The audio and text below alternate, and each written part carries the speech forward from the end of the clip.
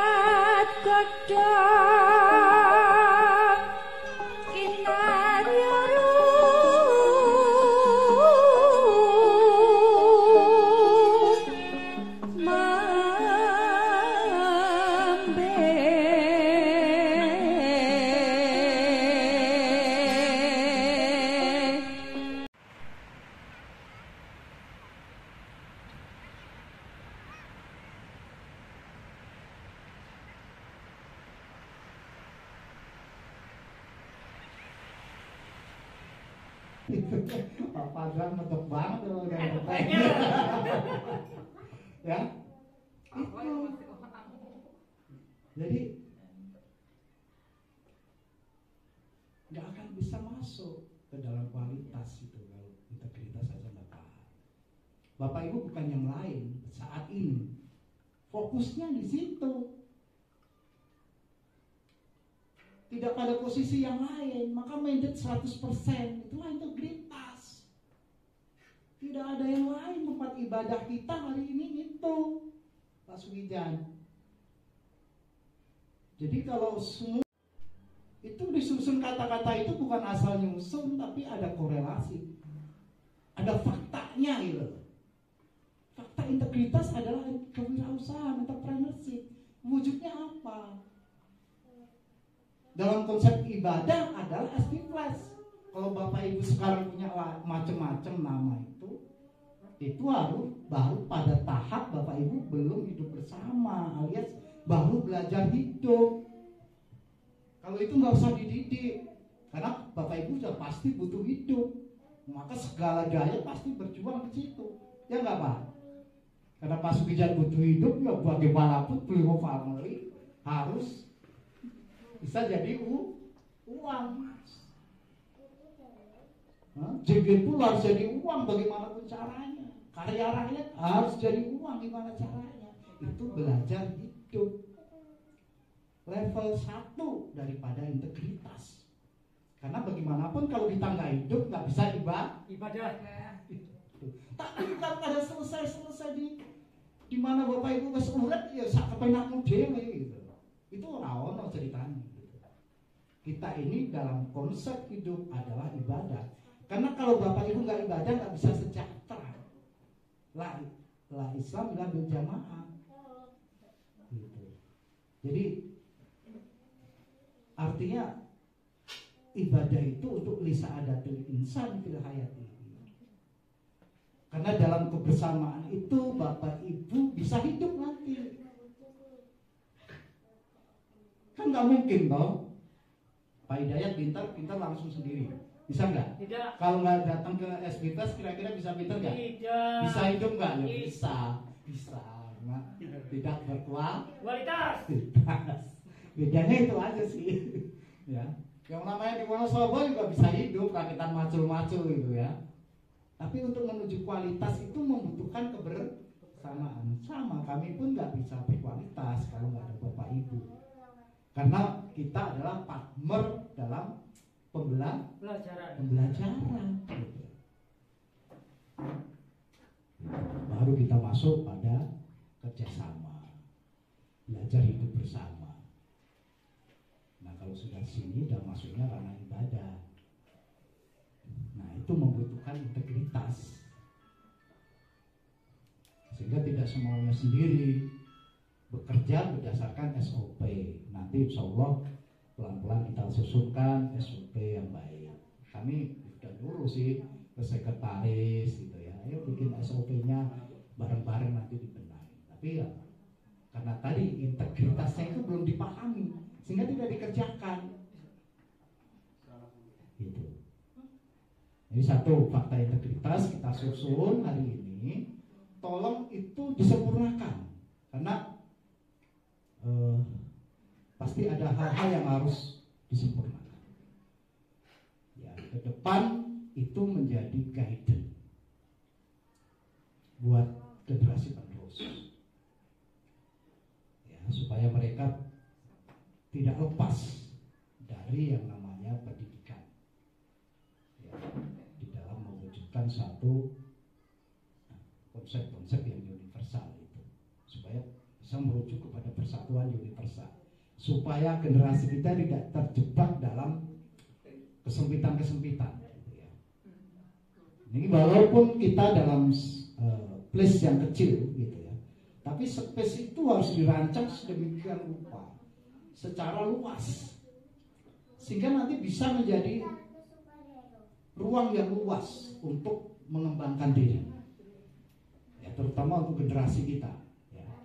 Karena kita tidak tahu sampai kapan kekuatan fisikal kita, tetapi roh itu harus menyatu dan hidup. Nah, roh dan kekuatan energi yang tidak dibatasi oleh fisikal itu kita tuangkan hari ini gitu loh, di dalam fakta integritas itu. Sehingga ketika nanti Pak Mul udah nyusul Pak Yoto gitu ya, kan nggak tahu kapan kita diambil, nggak mati. Pak Mul ada di sini, kita semua ada di sini. Siapapun yang ingin menyempurnakan di situ gitu ya, perjalanan ini. Jadi SB Plus bukan untuk waktu yang singkat untuk diri kita, tapi untuk next generasi gitu ya, untuk masyarakat luas. Kita jalannya itu harus berani mensosialisasikan, mengedukasi gitu ya. Dari beberapa kepala di sini mempunyai satu pekerjaan amanah untuk terus mengembangkan kepada generasi-generasi selanjutnya, kepada masyarakatnya. Melalui pendidikan entrepreneurship, lagi-lagi kenapa harus entrepreneurship gitu ya? Ya memang itu yang dirujuk dalam Al-Quran, hal adulukum ala tijaratin tunjikum min adzabin alim. Tu'minuna billah wa rasuli wa tujahiduna fi sabilillah bi amwalikum wa anfusikum gitu ya. Dan itu baru laku untuk ta'lamun. Tijarah gitu ya. Tijarah itu ya bisnis ini. Bagaimana kita membangun suatu perniagaan, kewirausahaan. Karena itu yang menggerakkan unsur dari unsur kehidupan yang 4 itu. Itu ranah di mana kita mampu mengolah tanah, mengolah air, mengolah udara gitu ya, mengolah api, dan yang terkait dengan unsur-unsur itu, energi gitu. Tanah, bagaimana menguasai tanah, dalam arti bagaimana agar tanah ini terkelola dengan baik. Itu kan butuh pemikiran-pemikiran. Makanya butuh MTPL, di mana otak kita diasah untuk berpikir. Selama ini kita nggak sadar bahwa kita masuk ke dalam cara pikir yang sudah rusak gitu ya. Padahal yang namanya tanah itu kan sesungguhnya anugerah Allah yang paling tinggi lah, sebagai sumber keberkahan hidup. Ya kan? Tapi kalau ditanya Pak Wakiti tanahnya udah punya berapa hektar gitu. Punya berapa Pak? 100 meter. 100 meter. Buat ternak ayam nggak bisa. Buat bikin rumah aja pas banget, parkir susah. Ya Pak Hidayat punya tanah berapa? 1.200 hektar. Tidak punya orang tua.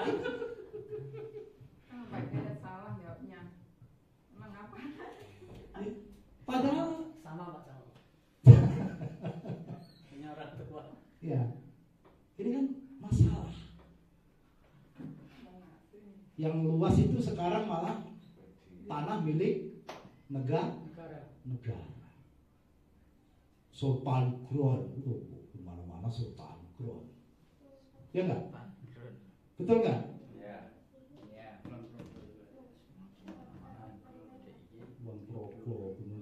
Sultan Kulon semua.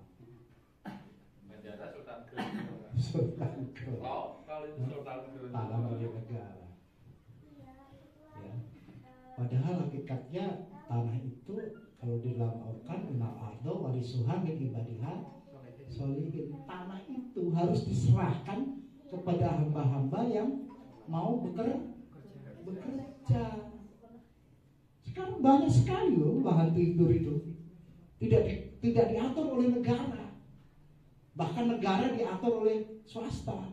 Bahkan Sultan aja waktu ke Bedeng itu bingung cerita ngeluh, lah kok Sultan ngeluh sama rakyat gimana?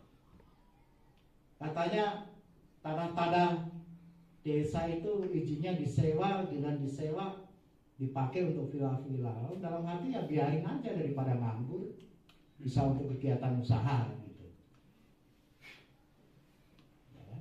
Karena hakikatnya tanah itu kalau dalam esensi kebenaran, ini kalau kita nggak naik ke langit kan nggak ngerti bahwa tanah itu harus dikuasakan, diwariskan, dikelola oleh orang-orang yang mau bekerja. Siapapun dia mau mengelola, kasih. Jangan ditahan oleh negara. Negara itu nggak punya hak milik. Negara itu hakikatnya Tuhan, Allah. Allah itu memberikan, udah mensodakokan bumi itu kepada masyarakat, kepada rakyat, kepada umat. Makanya sekarang ini kacau semua. Coba tanah-tanah ground itu mana yang nggak punya lahan, suruh kelola. Mana yang pemalas, suruh kelola, suruh bekerja. Baru itu terjadi kemakmuran. Nah, kita mau beli tanah aja ngumpulin nggak jadi-jadi itu. Mentok aja 40 lagi kan, 40 lagi nggak naik-naik. Apa mau punya tanah? Karena dikuasai oleh negara. Tanah milik negara, di mana-mana tanah milik perhutani. Di belakang perhutani siapa? Genderuwo-genderuwo,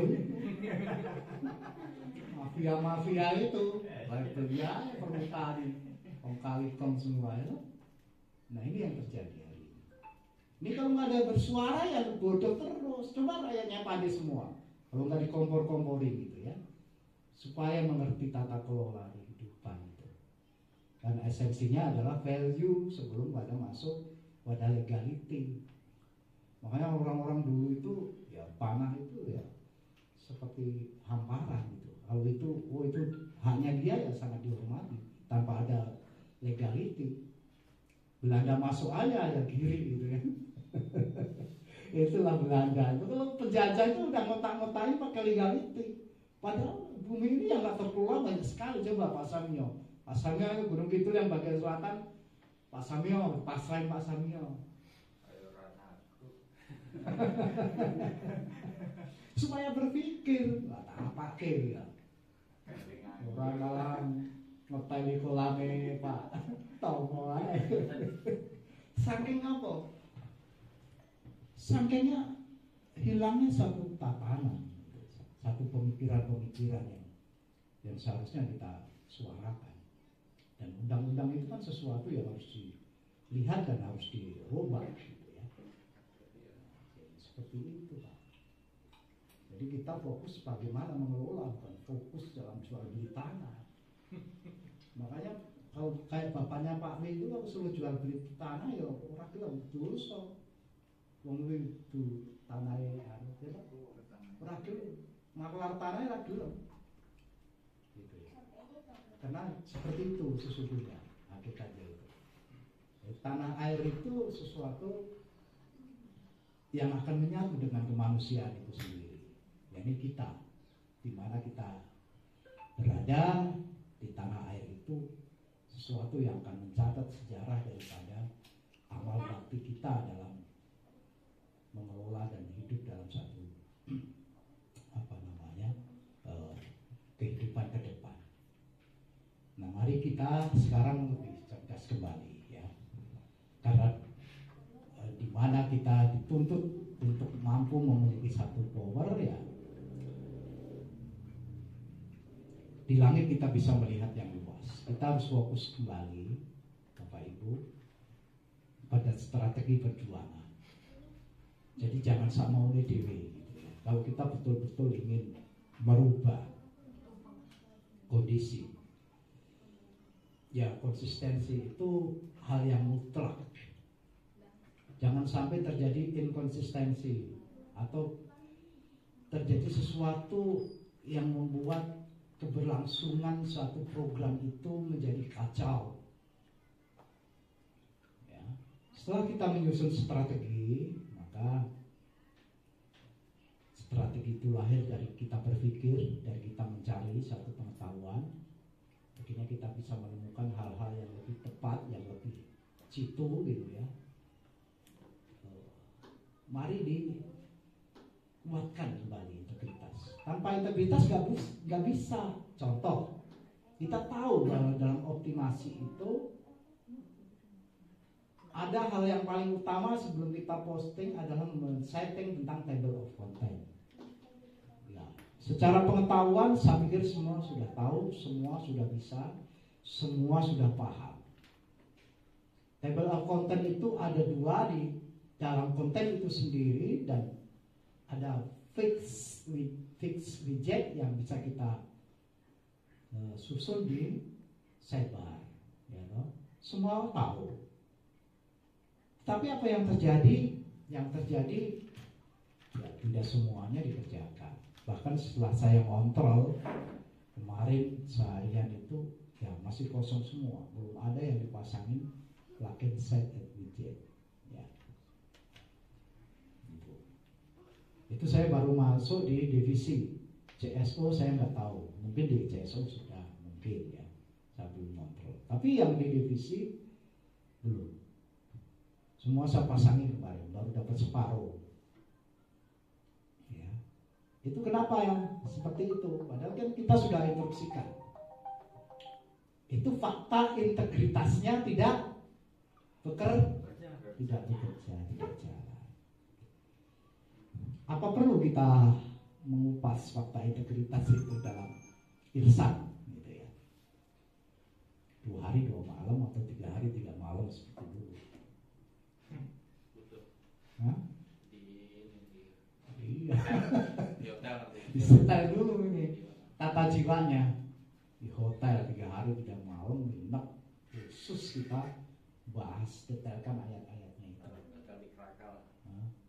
Kerakal hotel, cari hotel Wasameo, bahas fakta integritas. Walaupun seminggu. Ya. 25 itu short time, Bu. Iya, lah kan pasang plugin table of content itu kan semudah kita membalik telapak tangan gitu kan. Jadi cuma di exit table of content muncul install now, aktif. Udah selesai. Itu. Tapi faktanya tidak terjadi integritas. Jujur aja, Pak Sulijan belum ini kan, Bukja 1 belum divisi material belum dipasang table of content kan. Ya sekarang udah, tapi yang masang kan saya. Lupa. Belum paham. Oh, kenapa diem aja? Malu tanya. Wah, Pak Wakiti nggak bener nih, tetanggaan nih. Ya. Setelah dulu. Oh, nggak datang. Ya, oke. Terus. Tapi kenapa Pokja 2 yang datang tidak masang? Ayo. Kenapa itu? Lupa kebanyakan job. Apa kebanyakan job? Ya, buru-buru pulang. Masih separuh, itu baru separuh. Tolong dilanjutkan nanti ya. Jadi kenapa ini kita bahas ya? Karena jadi baru itu, belum kita bicara kontak form, ya. Belum kita mau masuk ke riset. Ya, strategi ke depan kita masuk ke riset. Ya. Riset kita harus betul-betul kuatkan, terutama dalam pemilihan produk-produk prioritas. Ketua harus grade-nya di atas yang lain. Ketua itu adalah yang mengkomando. Paling tidak dia kreator jitu gitu ya. Mendistribusikan si A, si B, si C, ada 12 divisi itu. Kasih pekerjaan aja Pak. Terus setelah dikasih, sudah selesai atau belum? Ya, pengawas ngawasin mana yang jalan, mana yang enggak. Ketuanya nggak jalan, jewer. Ya, Pak Wi. Kalau Pak Wi kan jalannya lebih enak ya. Kalau saya nggak jalan, tempeleng. Ya. Jadi belajar berorganisasi atau belajar ibadah itu seperti itu. Kecepatannya luar biasa Bapak Ibu. Buruk, benar. Kalah deh diri kita masing-masing ini. Kalau kita sudah mau memahami yang namanya percepatan, flash gitu ya. Jadi harus sudah masuk ke flash. SP-nya udah semua, selalu bahagia udah, ya, selalu bersama udah, solusi bersama udah. Cuma sekarang masuk ke ibadah itu flashnya itu. Nanti ada sesuatu yang baru, gitu ya. Jangan kita tidak berani membuka budaya baru, budaya berorganisasi ini. Yang muda jadi pendongkrak, coba tunjukkan, ya, jangan ada yang telat. Kalau yang nggak datang, tanya kemarin apa yang dipelajari. Saudara ketinggalan 1 hari saja, lompatannya udah kemana tahu. Kalau kemarin hanya belajar PGP yang seperti itu dianggap sudah senjata paling hebat, ternyata ada senjata yang paling hebat. Karena manusia selalu berpikir, ya, manusia semakin tinggi, semakin ke langit, maka semakin jitu tembakannya. Dan itu dilakukan dengan serius. Ya. Seragam apa kemarin Pak Hidayat? Pramuka, ya kan? Sudah diriset. Ya. Di kota mana aja yang permintaannya tinggi? Sudah.